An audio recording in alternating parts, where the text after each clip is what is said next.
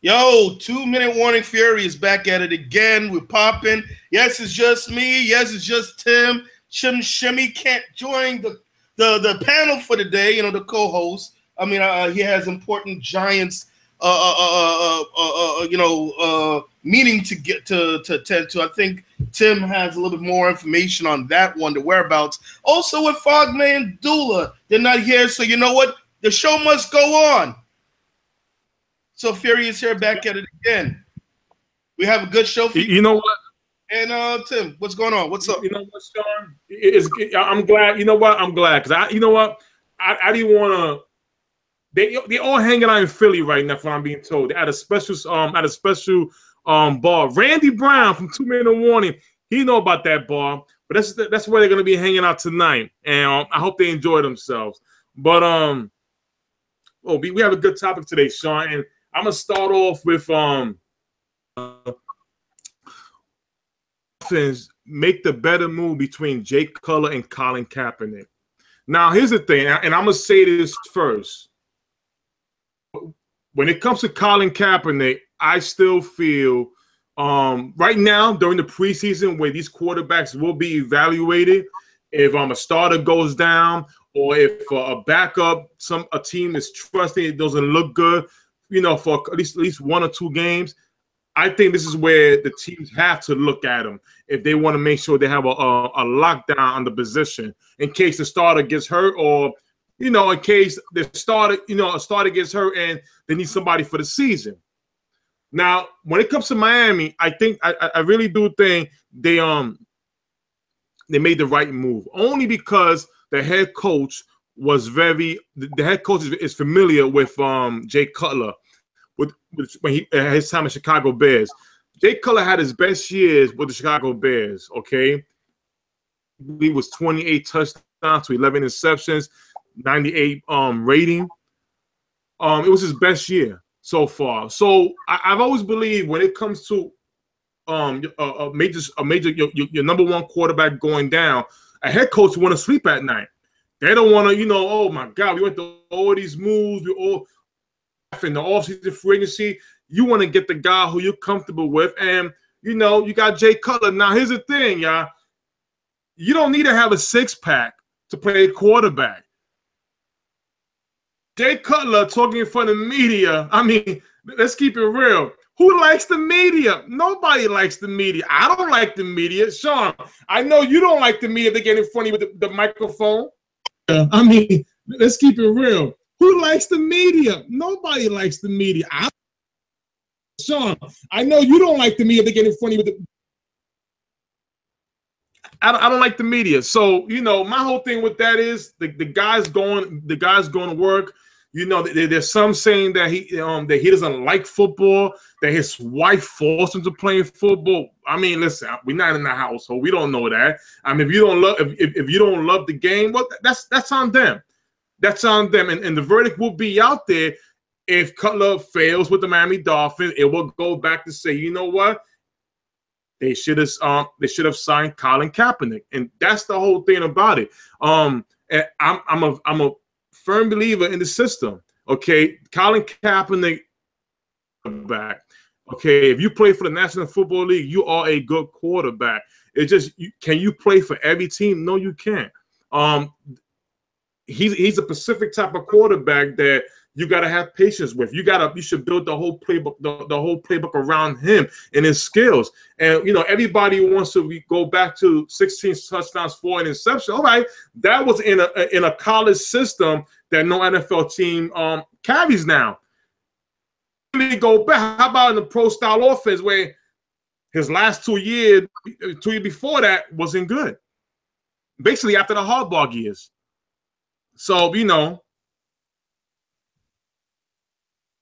Well, Tim, can you just give us a little bit more insight on that one? What is it about Cap's skill set that does not fit with the Dolphins? Well, the thing with Cap's skill set, he cannot stay in the pocket, and it's proven fact that can he read a defense? I mean, listen, there was the game against the LA Rams. We call them now the LA Rams, where they had a cornerback blitz. I mean, it's right in his face, and that was when you're supposed to have audible out that. Well, you had two wide receivers on either side screaming out, "Yo, pass me the ball," and he still messed that up. I mean, those are the type of things that the squad quarterback won't make the same mistake in, and it's embarrassing. You get caught in that, but at the same time, I'm not saying he's garbage. I'm just saying he is an athlete. He's like Michael Vick. Okay, you pocket. You got to move him around. West Coast offense. Same like Seattle Seahawks. Perfect fit. He has to move around to connect with his receiver. He cannot stay there. And that's the whole thing about it. But I'll tell you this. Ryan Tannehill, top of skills is Kaepernick. But the only difference is he's a better passer when it comes to the pocket. Really hoping, later on we'll talk about the preseason matchups, where I'm gonna bring in Colin Kaepernick again and see what teams should be looking for. But going back to Miami, and I'm gonna say this. I'm gonna add on this, Sean. I want you to pick up your pen. Trisha, pick up your pen. Josh, Cooper, Victor, everybody in 2MW. I want you to pick up your pen because I have one statement I'm gonna say right now, and I'm gonna stand by it through the whole season. Jay Cutler has made the Miami Dolphins the second best team in the AFC. Right. And I'm gonna stand by it. All right, under the Patriots. Are you sure about right under the? Are you sure about that, Sean? I am not sure. I am positive. I am positive. Very positive. And I will tell you why. Okay. First of all, for all you Steelers fans and Raiders fans in 2MW, do not call 718-313-5155. Don't do that. If you're having dinner right now or you're chilling with some wine and cheese, do what you do. 718-313-5155. We don't want to get into this confrontation about this. And I'm going to explain this, Sean. Let's go with the Buffalo Bills in the division. Well, before you do that, I think we're going to have a friend from the wall joining us a little bit soon, Brian.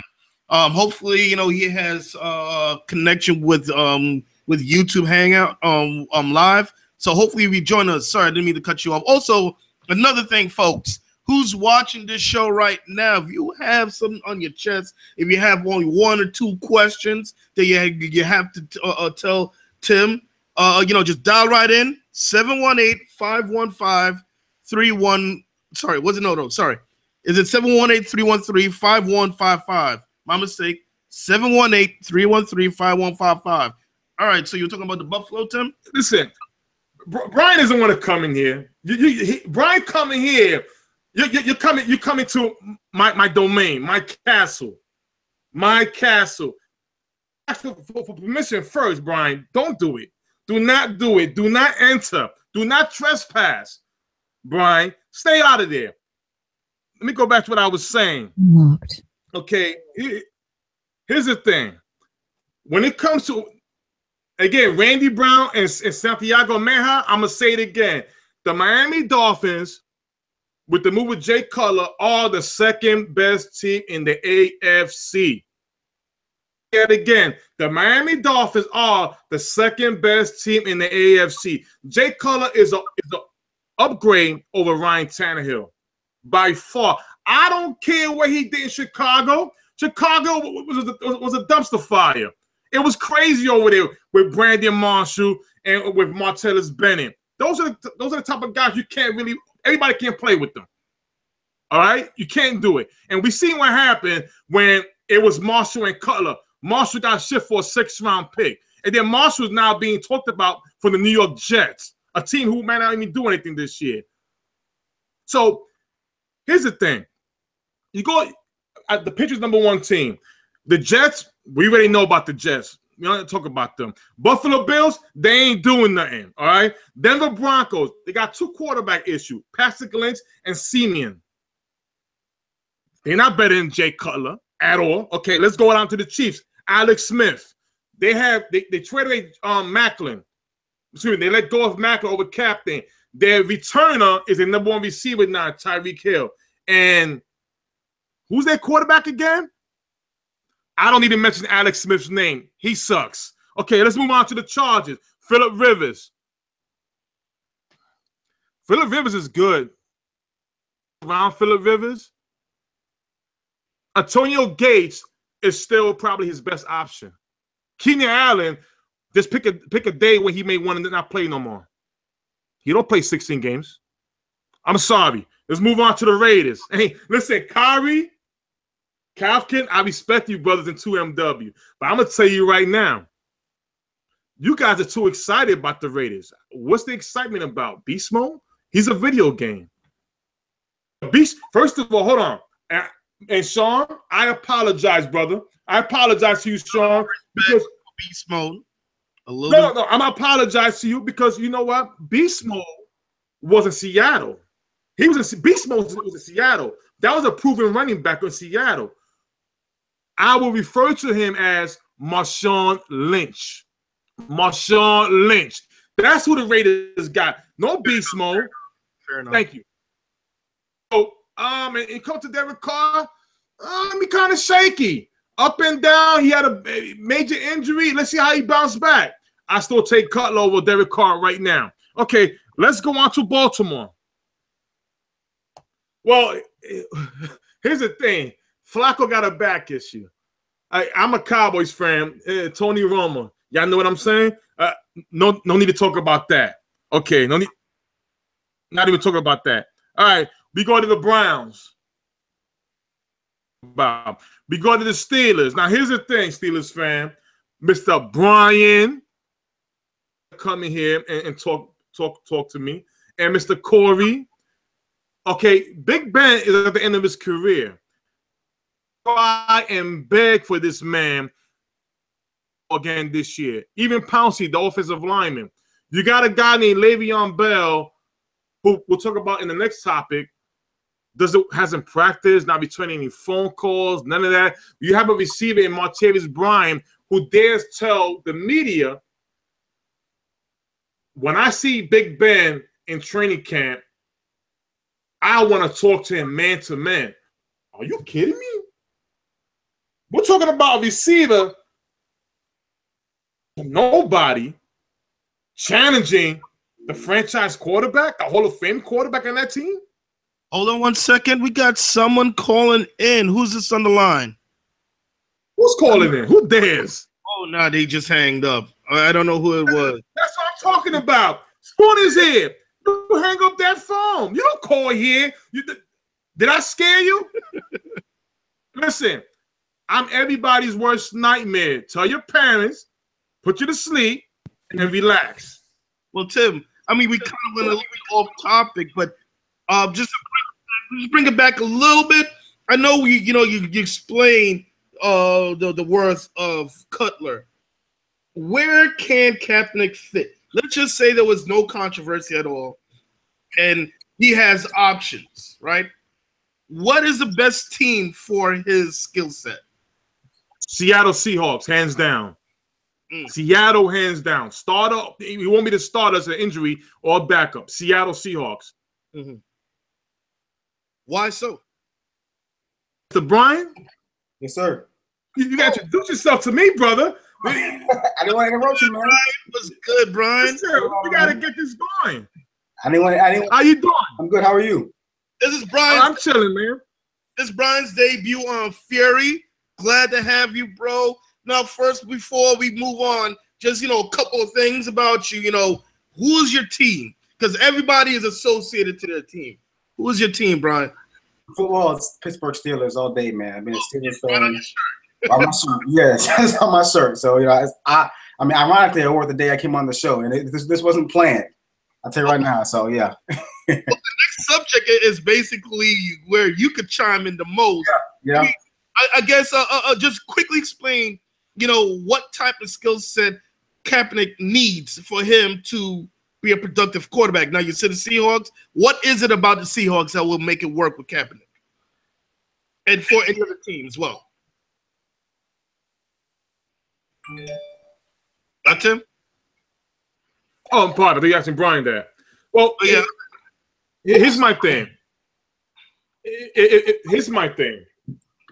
A West Coast type of offense, something similar to what Seattle runs, is always the best fit. Something similar to what the Tennessee Titans runs, is a very good fit. The thing is, we have saw him play in that pocket and it wasn't good. The minute Chip Kelly came along, that type of college offense, what the NFL hasn't seen, that's when that's the type of offense he needs.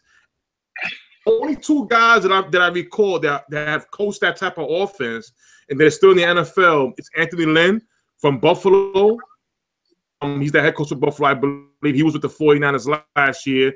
And also, I forgot the gentleman's name. He's on Detroit Lions. Those are the only two guys from Chip Kelly's staff that I recall that's still in the NFL. I mean, you want to chime in real quick, Brian? In terms of what team best fits for Kaepernick? Yeah. I mean, Seattle Seahawks. The Seattle Seahawks is a better team. Obviously, the best team because obviously it's Russell Wilson runs that type of offense. Honestly, a team, maybe even a team such as Dallas, which is surprisingly because they run a similar type of offense with Dak Prescott because he has a kind of similar skill set. They run a little bit of read option there, but I don't think it's going to Dallas. We all know he's not going to Dallas. We all know that Jerry Jones is not going to risk his business and his, stick his neck out there for a guy like Kaepernick who allegedly has come out and said that he was very disappointed in players kneeling and allegedly has said that he would cut any players who kneel for a national anthem. Now, whether that's true or not, the sentiment is there. Whether that's were his words, it is what it is. But I mean, obviously, Seattle will probably be the best team for him now. And Kaepernick, I will admit this: he is a special type of quarterback. He's not a guy who sits in the pocket. Okay, we all know that he's not a pocket guy. But I've always said that coaches, a great coach, does the best to adapting to his players. That's what great coaches do. Jim Harbaugh is doing that now in Michigan. He doesn't have a read option guy in Michigan. His Michigan guys are pocket quarterbacks who aren't very, very good, actually. They're pretty average, but he's making them look pretty good. He's a great coach because he knows how to adapt to the players he has. Okay? For me, as a coach myself and a guy who has played, football is all about adaptation. You adapt to the guys you have. And players got to adapt too. It's not just the coach has to adapt to the player does have to adapt to the coaching style. However, when you're given a player, of a certain skill set, you adapt to it. That's what it is. That's the game, And I've always said that one argument I've always kind of made for a guy like Adrian Peterson, and I was kind of going off base, but I just want to kind of make an argument, is, people always said, oh, well, he's not a great pass catcher. He's not a guy who catches the ball out the backfield. Yeah, obviously, but you wouldn't, the more reason why you wouldn't send AP out for a wheel route. Why would you do that when we can't pass? Right. You wouldn't do that. You wouldn't make Cap sit in the pocket. So you draw up certain plays that are comfortable for his skill set.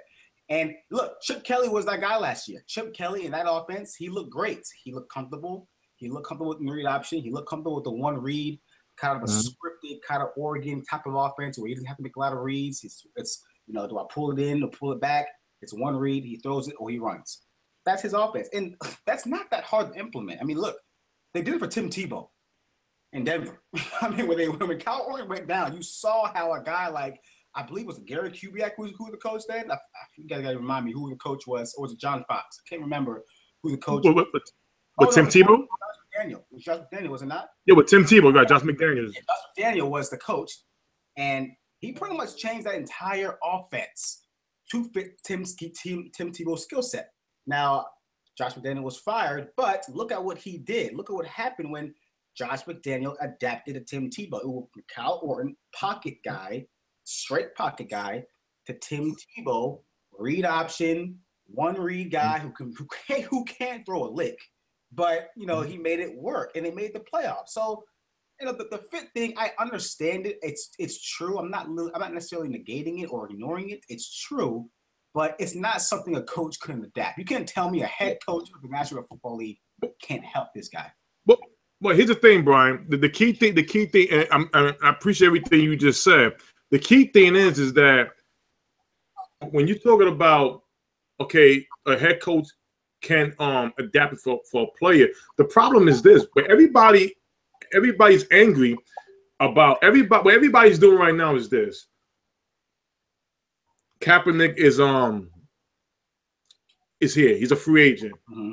Okay, why is he not signed? They going through every team, look at their back situation and their star situation. Now, I don't have a problem with a team who has drafted a player and they've been there for 2-3 years, whether you're a starter, you're a backer, you're being developed. That's their job. The only thing I can say is if you on the free agent street free agent, and a player next to you wants a job as well, and you got to pick who do you want, Austin Davis or Colin Kaepernick, that's when I'll debate. I'll debate the guy who's available just like Kaepernick, not the guy who's already on the team who has the job already. And that's the problem. I've seen reports where I've seen issues where he's being compared to Jared Goff. Hey, hello, in the football mind, if you're watching the game, Jared Goff was drafted last year, #1 overall pick. He's invested. Yeah, people saying Carson Wentz as a #2 pick. People saying Landry Jones for the Steelers. Am I correct? All right, he was drafted with Pittsburgh. He played behind. He's being developed when something happens with Ben. So what everybody got to do now, in my opinion, is pump the brakes when comparing guys who are already on the team since last year. Compare him to the guys who were standing next to him and see, okay, why did you pick Austin Davis over in Colin? Why did you get Chase Daniels? And then when you break that down, you see what team did they go to. Chase Daniel went to the New Orleans Saints. We all know Sean Payton. Let's be honest. Can Colin Kaepernick play a Sean Payton style offense? I think not. Well, let's go to the next topic then. Since we already explained the whole situation between Colin Kaepernick. Well, I'm going to advise our brother Brian over here. I think in this topic right here, look at that. Look, I got my see. There you go. I got my sensual water right here. Essential. I got my great water right here. So because I think this is gonna get a little bit heated. Now, I know you do understand. I know you do know. DeVonte Freeman is the highest paid running back in the National Football League. Am I correct? So that means Le'Veon Bell still hasn't been signed. Now, I'm just going to go with my opinion why I think he deserves the money.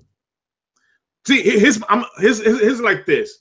Okay, hey, Brian, you remember how back in the days when we dating females, right? We dating females, right? Let's keep it real. We're adults, all right? We can't adults. We dating. So you bring that nice looking female home to you, and in your mind, all the way home. You're not trying to go to first base and she bounces, second base and she bounces, or just third base she bounces. You want to go all the way home. See, that's what Le'Veon Bell is to the Steelers. Every now and then, he looked phenomenal. Oh, look at the run. Oh, look at the cutback. Look at the size. But what happens? He hasn't played now one 16. Matter of fact, he has played one 16-game season, his second year. 3 times, one marijuana charge, 2 PEDs, one more incident suspended for 10 games. What is that? How many? The big game against the Patriots in the playoffs, he had 20 yards. In the biggest game of his career, he had 20 yards. Well, DeVonte Freeman, even sharing the load, helped the Atlanta Falcons go to the Super Bowl. Okay, well, sorry to cut you off, Tim. Someone from the Nassau County. Who's that on the call? Yeah. Who's that? Yeah. What's your name, buddy? Well, who's this? Sorry, who? Who's this? Call. This is the Fury Hotline, brother. We're doing a show. We're talking about Freeman versus Le'Veon Bell as running backs. You know who's worth the money. So who's this on the call so we could introduce you to the show? This is the best lawyer in the country, man. It's him. Who? It's him. It's the best lawyer in the country. Oh, Han!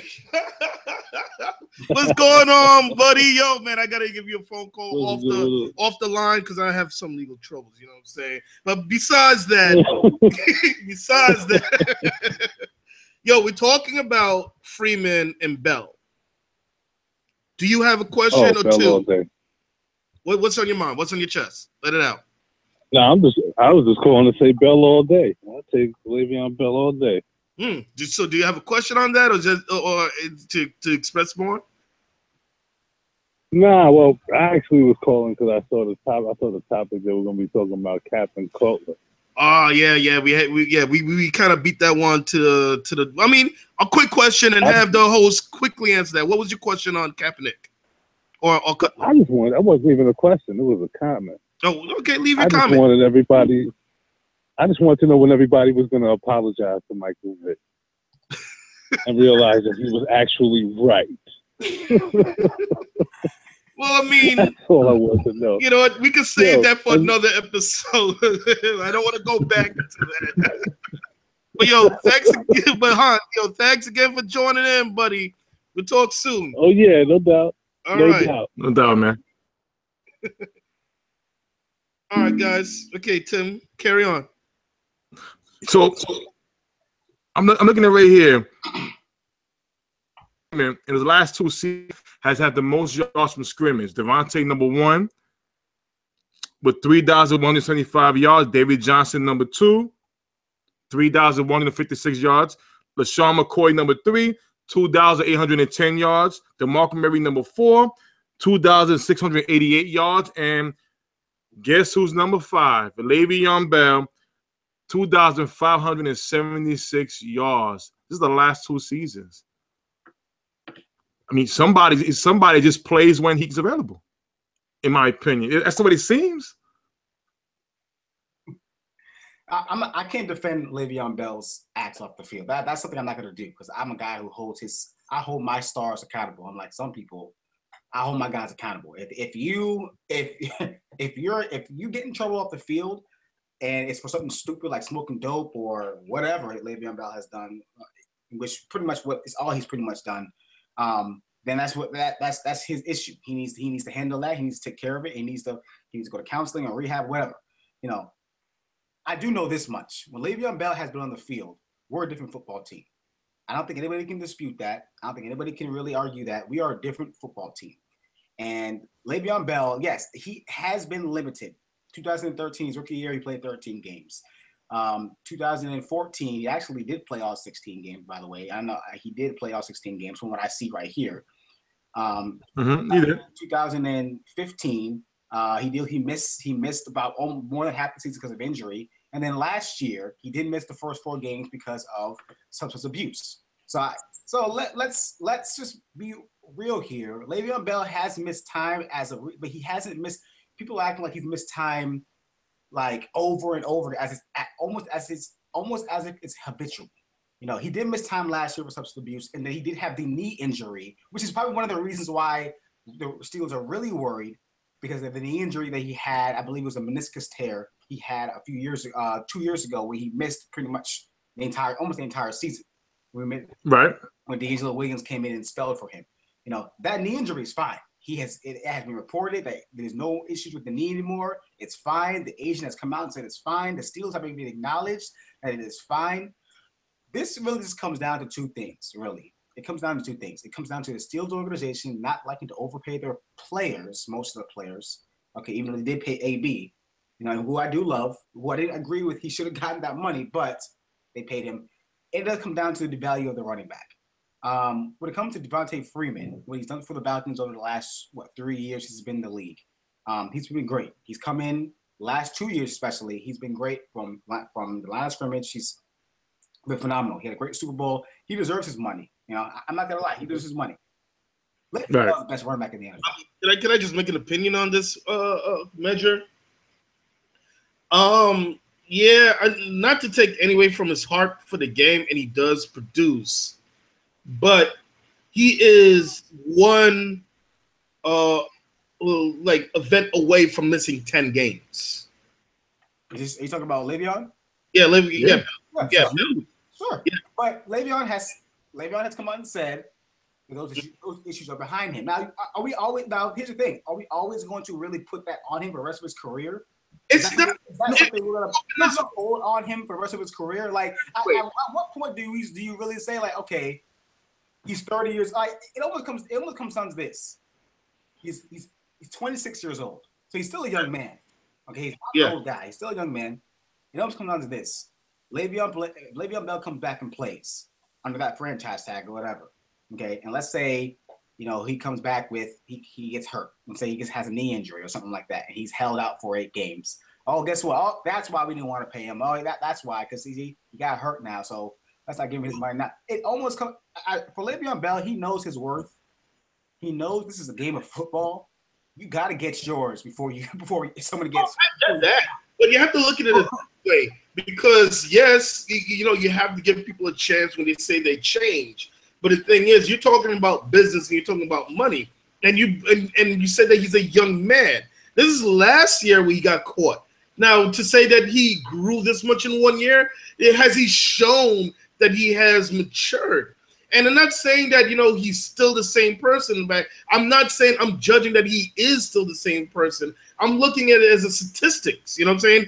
I don't know he's a changed person. I don't know he can keep himself clean for the season. And that's why it kind of worried. Why am I going to spend all this money and then one infraction, say, in the middle of the season, and he's gone for the rest of the season when we need him most, and we pay him? He's never smoked. I mean, I don't think he's never been caught smoking during the season. I can almost assure you that's not going to happen. Like, your team, for your player, for your team. But the thing is, as a business person, I'm not saying I can't go by, well, that's my boy, and you know what, I have faith in him. No, I follow Le'Veon Bell. I only follow him as much as I do on Snapchat or Twitter or Instagram, whatever. I'm not next to him, so I can't really tell you what he's doing in his spare time. But it seems like the guy is working. He seems like he's gritting better. I give you that. I'm not saying you're wrong. I'm not saying you're wrong. I'm just saying, as a business person, most business people go by the possibilities. You know what I'm saying? Right. Now, and the risk, possibilities and risk, and the risk is kind of high. So he may be clean for the next, from now to the rest of the season. Good for you. But you know what? The uncertainty and the risk, more likely than not, going to give him that check. And he kind of shot himself in the foot. Yeah. So it's not like anybody owes him another chance. He shot himself in the foot, and now he's demanding. It's like, dude, it doesn't work that way.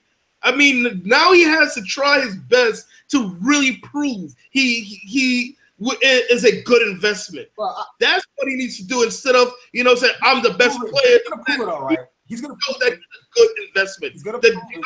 Last year is far behind us. He needs to prove that. But he's gonna prove it, because Le'Veon. I've been saying this on the group page and everything. Le'Veon has all the leverage. The Steelers know they can't win without this guy. They cannot win without Le'Veon. Ben Roethlisberger he has 1 foot in the door and 1 foot out the door. This is it for him, and he knows he cannot win. He's not the same guy without Le'Veon Bell. Wayne Rooney. What you just said right there might get him that ticket. Wayne Rooney knows this. Mike Tomlin knows this. I know this. Everybody knows this. That Big Ben is on the way up. This is last year. In my opinion, this is last year. Well, that's his only saving grace. Okay. He knows this, and we don't win without Le'Veon Bell. Le'Veon Bell knows it. So Le'Veon Bell is going to get his whether or not. If he sits out the season, I would hate it. I wouldn't call it a selfish act, because look, this is football. You get your money. I can't call it a selfish act. But if he sits out the season, he frozen. Wait, no, Tim, you there? Yeah, I'm here. Yeah, if he sits out the season, so be it. I won't be happy. James Conner, good luck to you. You're a young man. You're a rookie. I like your style. He's a little injury prone as well. But, we don't win anything without Le'Veon Bell last year. Le'Veon Bell led the league in yards from scrimmage in 12 games. This guy is he's a special type of talent. And I always get harped, and people always get on me because I do always say availability is the best ability. Absolutely. I've always said that. No, the best ability is availability. But there are exceptions to this. I mean, here's the thing, Brian. But Brian, I got you. Here's the thing. Is he? Here's the thing. Let's not forget he had groin surgery too. That's another thing. His size and the things he do, he's gonna get hurt. Injury is part of the game. I would never ever say a guy shouldn't be paid because he gets a little bit banged up, nicked up when he's wait for the type of games when he's available, what he gives you. The problem is this, okay? Get in trouble first time when you hear the excuse, okay, well, I will try my best to do it again. You're supposed to say that. It is what it is.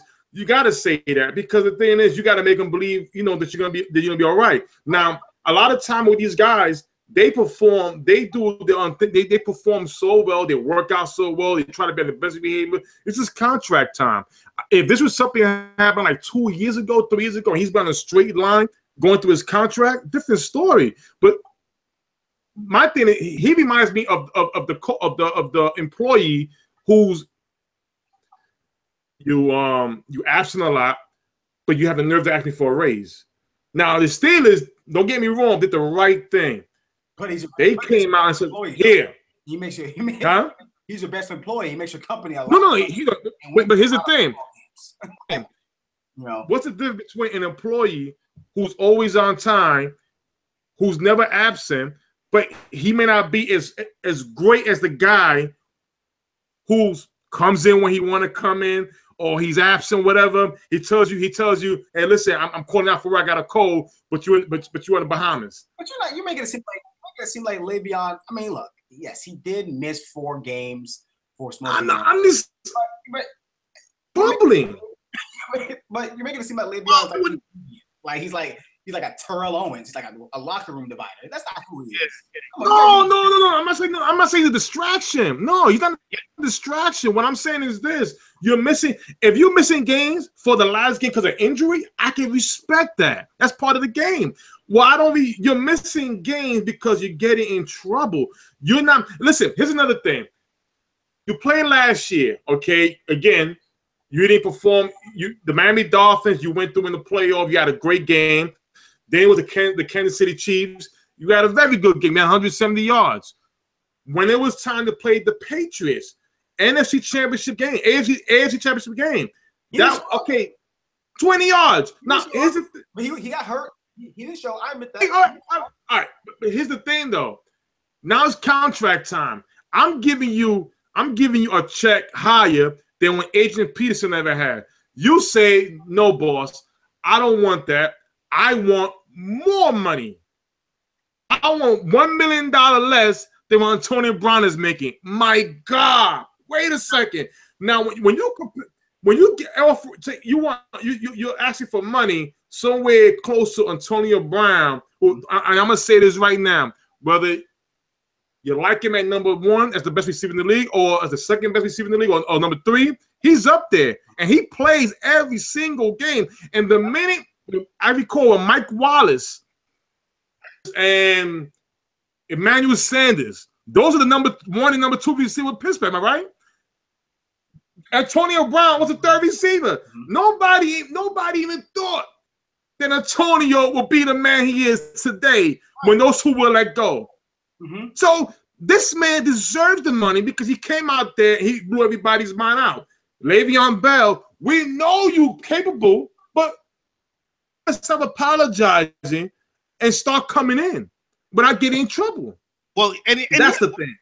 And here's the thing why I'm kind of against. I'm on Tim's side. Why I kind of against Le'Veon Bell asking for more money. Now it's not like they're giving him chump change with his contract.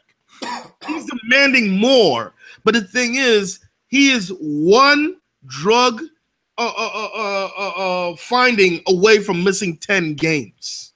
You know what I'm saying? He's now down to a 1 strike scenario, but yet he's demanding more money. They're giving him a lot of money already. He should take that and then start building his credit. You know, his running back. that he can keep himself straight. He's a running back. He doesn't have time to build credit. Le'Veon Bell understands that. Look, he's 26 years old. Yeah, but you know what? But the thing is, he's trying to get his. And but he's 26. He's not a kid anymore. I mean, look, in the real world, you have. I mean, look, man, when you're given a contract, you have to fulfill. You can't just say, "Well, I'm a running back, so I have to, you know, put myself in a different standard." If you guys don't understand, no, you can't think that way. They're writing his that check. way. This is not a. Football. Can I let me say one thing. Let me just respond to that. Go ahead. Because we're going to go to the next subject soon. Go ahead. Football is not, quote unquote, the real world. You have to look at yourself position-wise. If he was a quarterback and he was 26, you probably would be hearing this noise from him because he knows that, okay, I can play this game until about 36. I can probably get 2 more contracts. If he's a DB, same thing. If he's a receiver like Antonio Brown, he'll probably get another contract. He's a running back. He knows the value of him, and he knows the span. So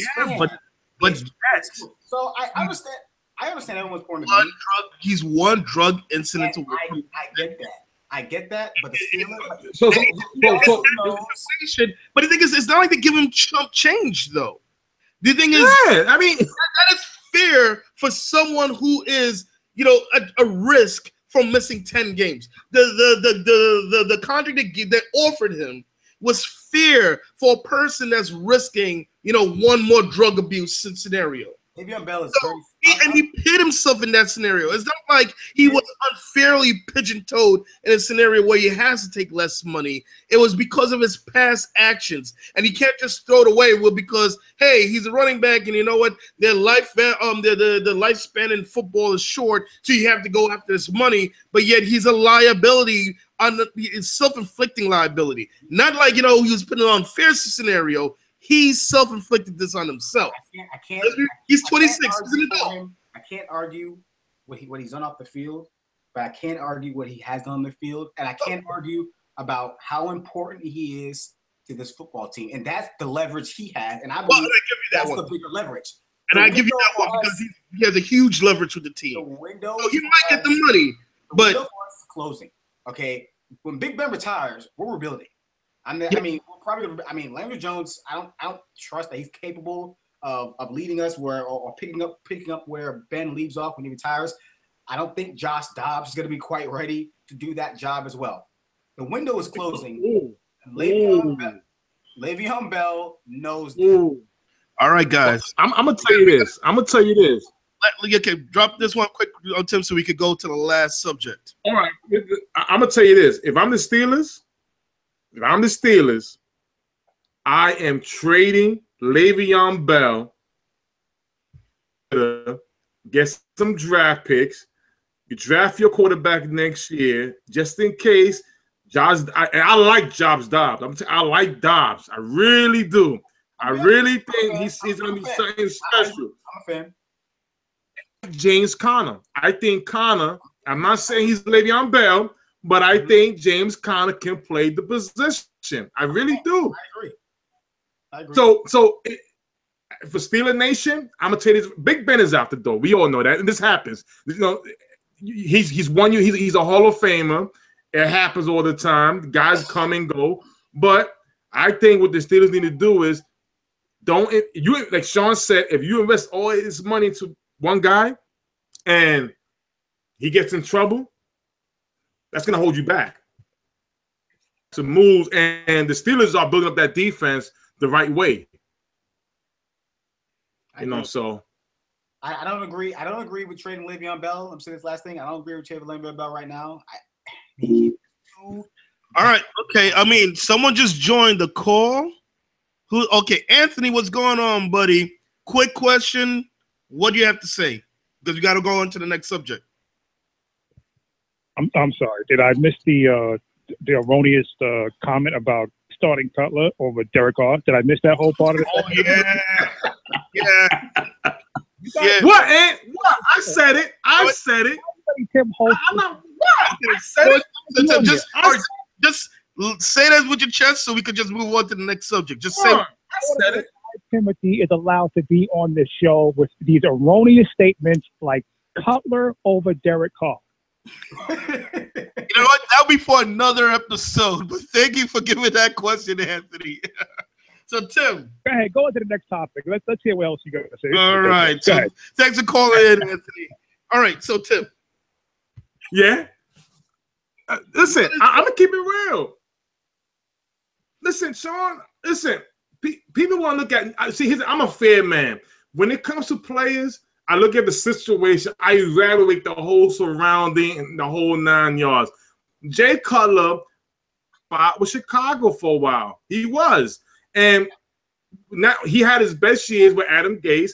I look at the Miami offense, and my God, listen. I share this with you, Brian. You know, we got DeVonte Parker, of course, Landry. You got Kenny Stills, okay? The O-line is solid, led by Tunsil and Pouncey. The defense, Cameron Wade, the Dominican Sue, Phillip Jordan.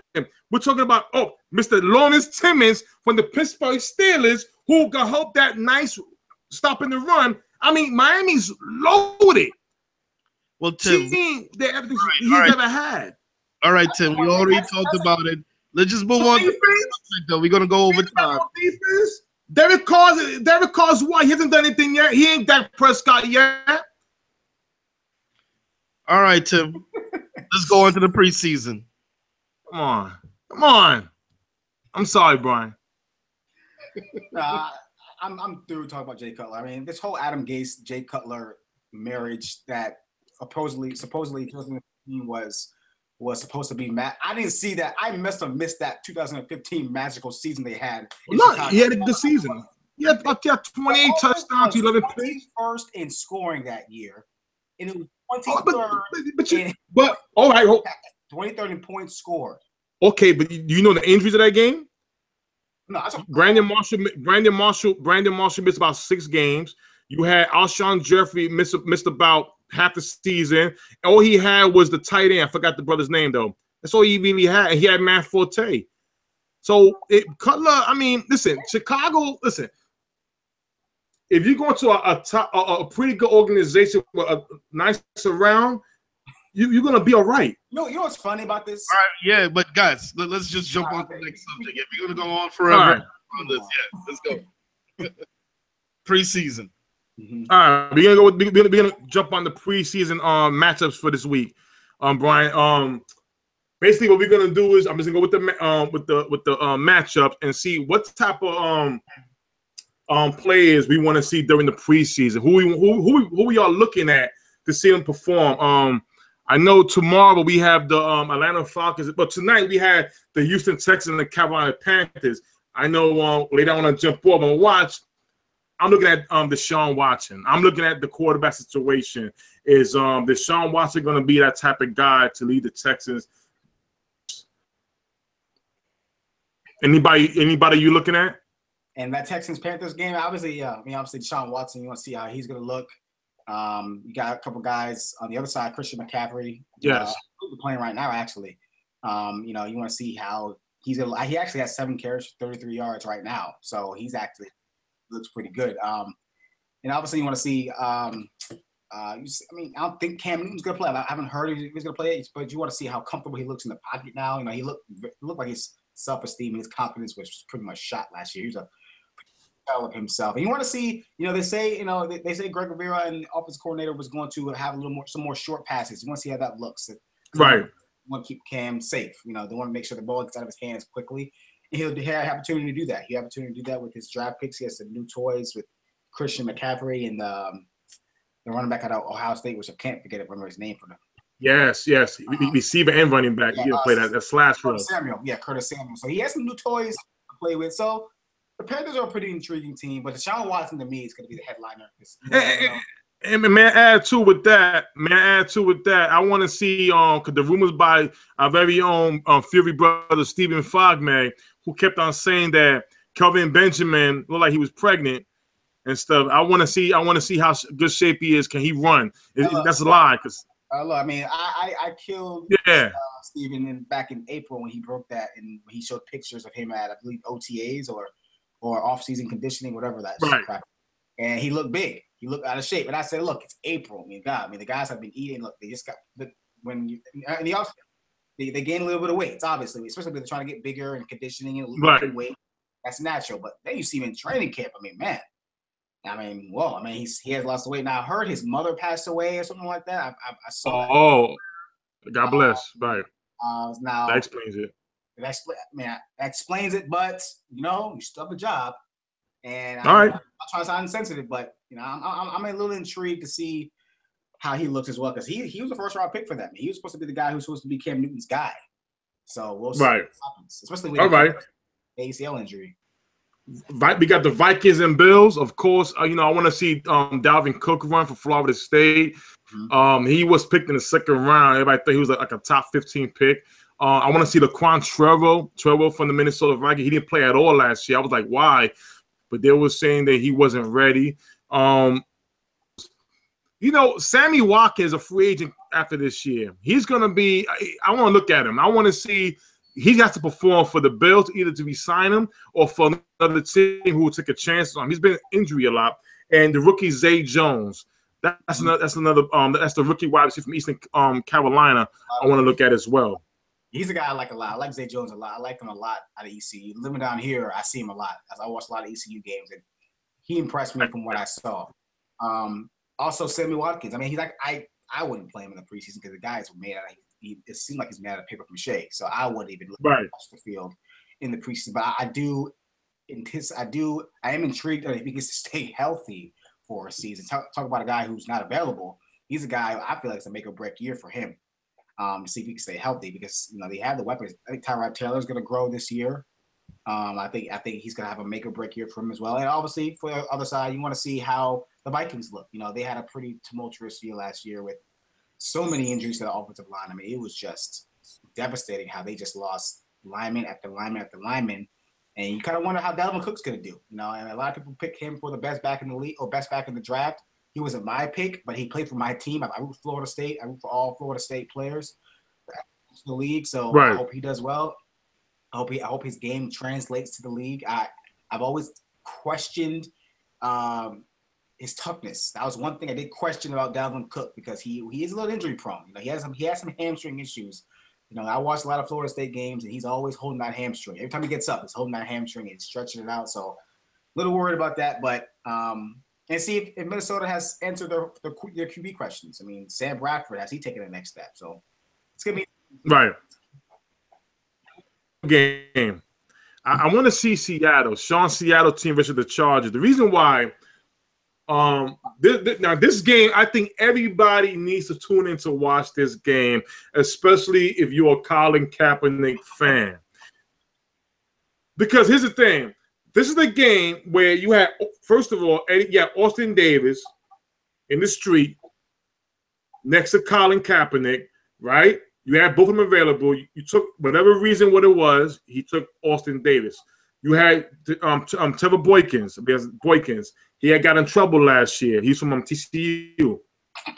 Offseason with he got arrested for some type of charge. I don't remember, but I want to see how those two perform.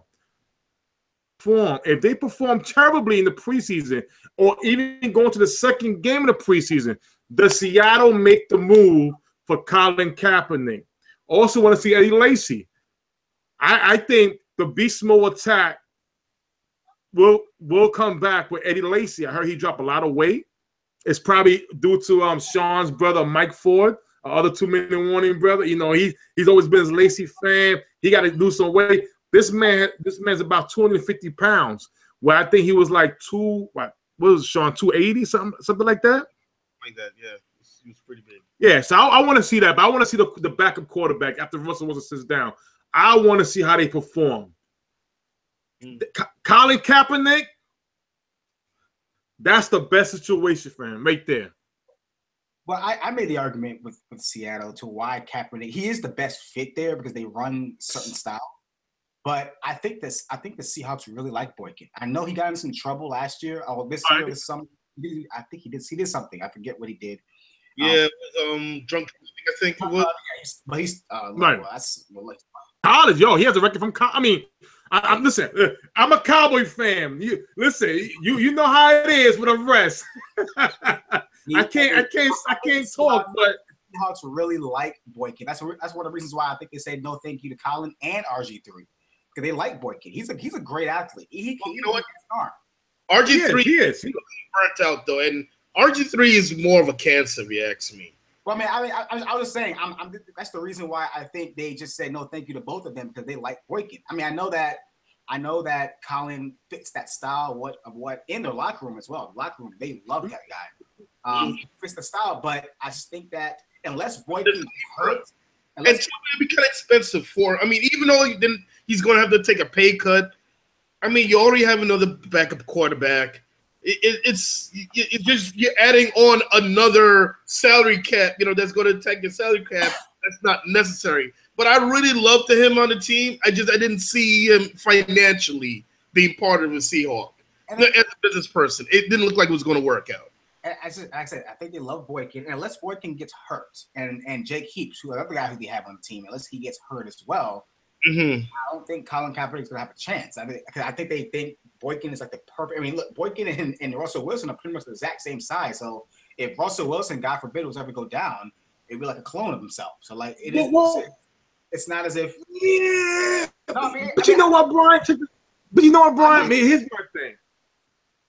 Yeah, I got you with that. They're the same size, but see, Russell Wilson can play the pocket. I think Russell Wilson is all around. I mean, I don't. Boykin can he play the pocket like Russell? Because he's strictly. I haven't seen Boykin play. I haven't seen him play a lot in the NFL. He hasn't played much. But go back to TCU. If you remember TCU games, like TCU, he was always rolling out. They always rolled him out. Right, exactly. He was too short to see over the offensive line. But Russ was. They do the same thing with Russell Wilson a lot too. So I mean, it's not as he doesn't. I mean, let's be real. Russell Wilson's not Peyton Manning. Okay, he's not that guy. He can throw from the pocket, but he's not that great. He's not. He can do Drew Brees. Russell Wilson can be like Drew Brees, without a doubt. And Drew Brees, he's a one of a kind. He's a shorter quarterback, but he's a one of a kind guy too. And then sometimes he goes out to see too, because sometimes he can't even see over his own line.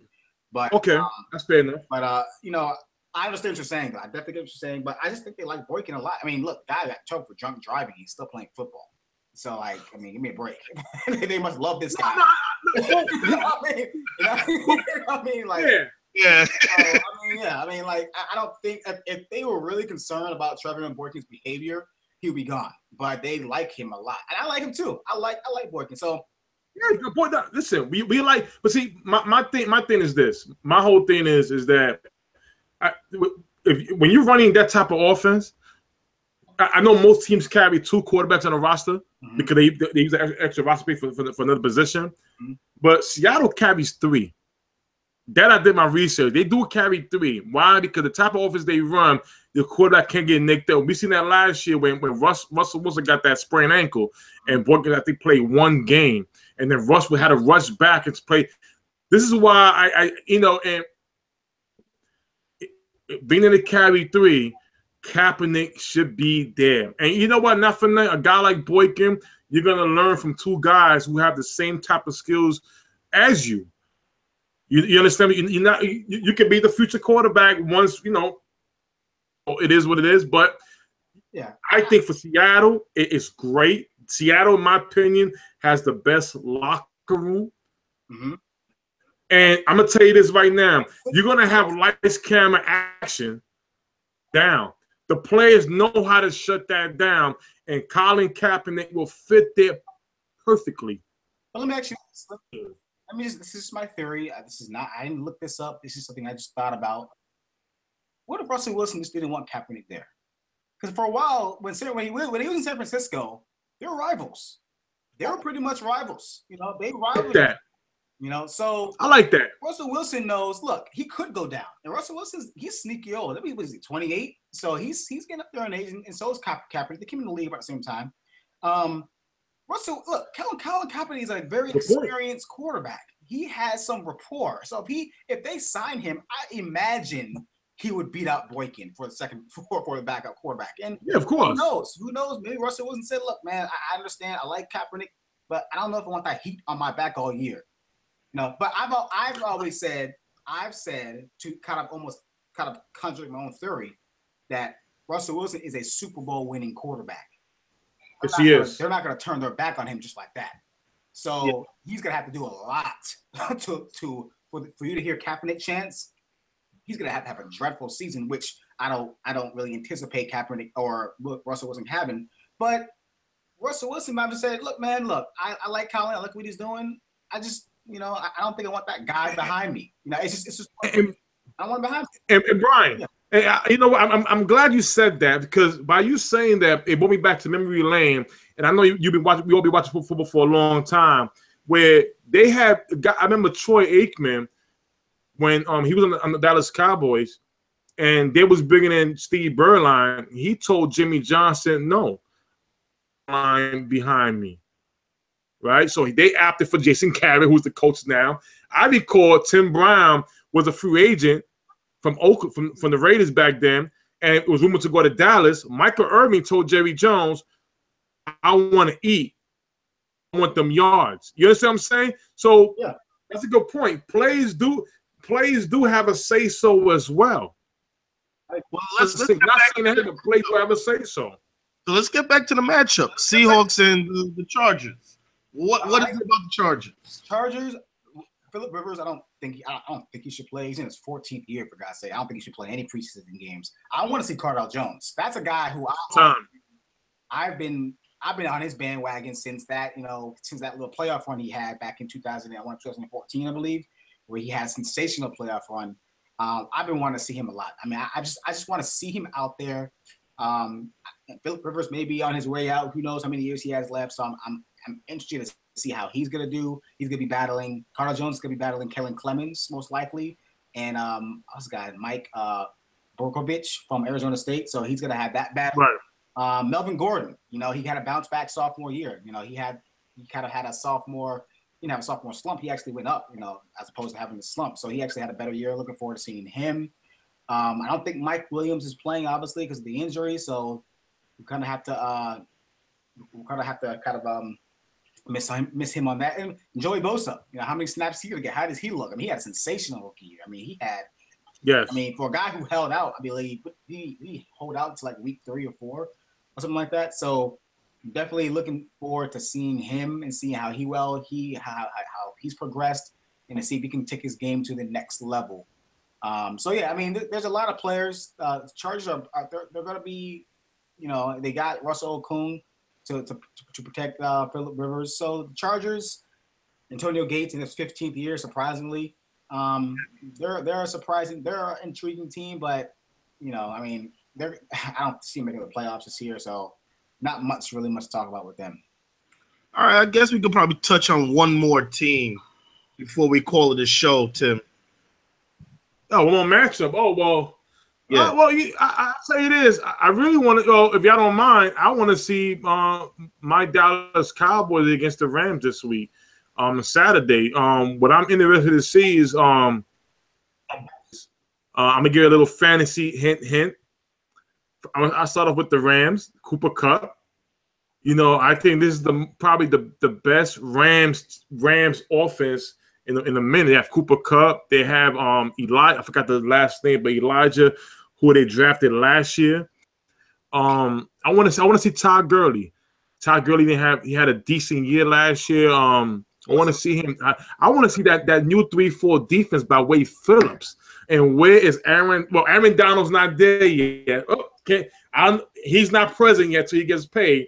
But I would have, if he was playing, I would love to see how they utilize him in a 3-4. I remember we argued so much back and forth. Where does he fit at all? He's 6 feet, 297 pounds, and you're playing a 3-4. He won't have a lot of sacks, in my opinion, as a 4-3. And my Cowboys, I want to see Dak Prescott, Ryan, they have really took it. This is the sophomore year. And I want to see the secondary. This is a whole new secondary, a whole new defensive line.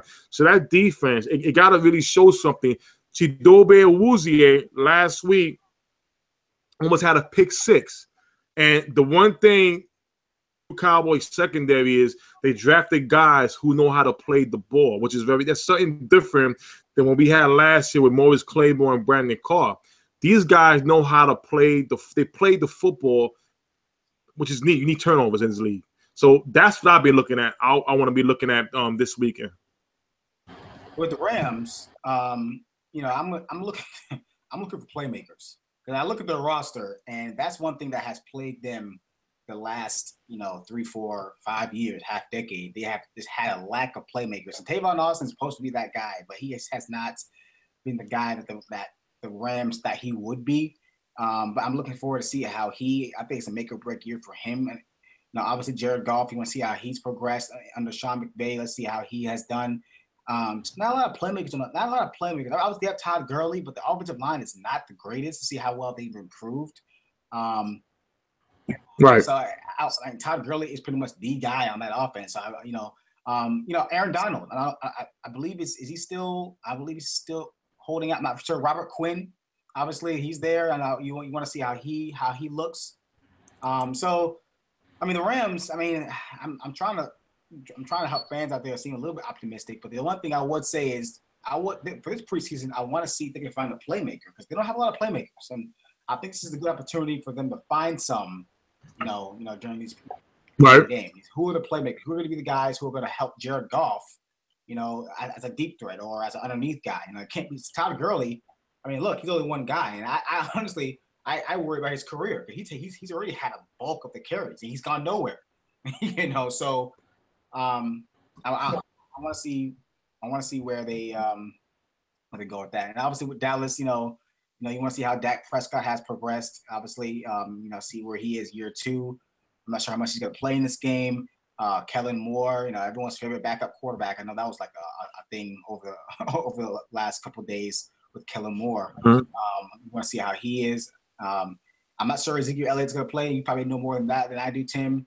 We want to see how he has progressed over a very, very long, tumultuous. Who's that? Zeke Elliott. Oh, of course, without a doubt. We'll see how he's come along, and then and as opposed to the Rams, the Cowboys have a lot of playmakers at wide receiver. Cole Beasley, Noah Brown, who I love out of Ohio State, who I did love at Ohio State. Ryan Switzer out of North Carolina. You want to see how he adjusts. You want to see how that offense is going to look with him and Cole Beasley lining up. Des Bryant, the guy out of Jacksonville, Andy Jones, who I did like a lot, who I saw some tape on him. Brian Brown from my neck of the woods, Richmond. He's a pretty good, pretty good athlete. So, and then obviously I do believe the guy who we all want to see is the linebacker, Jalen Smith. He won't play. Yeah, I heard he's playing in the preseason. No, he's not playing. Yeah, I was mad. I understand it. He's not playing. He's not playing. Oh, okay. He's playing the following week. Okay, so he's playing next week. Okay, understandable. Yeah, he's playing next week. You want to ease him on. You want to ease him on in there. You don't want to just throw him out there to the Wolves. In his first game back playing football in about 2 years. So you want to make sure he's back in. Right. Eventually he's gonna have to get out there. So because what about Taco? Taco Charlton. Taco's another guy. He got to show something. He got to show something. From what I've read, he's had some issues in training camp. He hasn't looked the best, but obviously you'll see what happens when the lights turn on. Let's see what happens. Right. Turn on. So. The Cowboys are a more intriguing team than the Rams, but with the Rams, I'm looking for playmakers, and then the Cowboys to see if they can build up on what they did last year. Yeah, especially like with the Rams with Tavon Austin. Remember, for any LA Ram fan out there watching, this is a whole new offense and a whole new defense. Yep. Tavon Austin will be something that I want to, is going to be different because what type of role? He's a small receiver, but what type of role they're going to put him in? Farrell Cooper. That's who I want to see. Farrell Cooper. Yeah. The name came up. So it sounds like the show, guys. Any last words before we make? Yes, Brian, I just want to say thank you, man. It was a pleasure.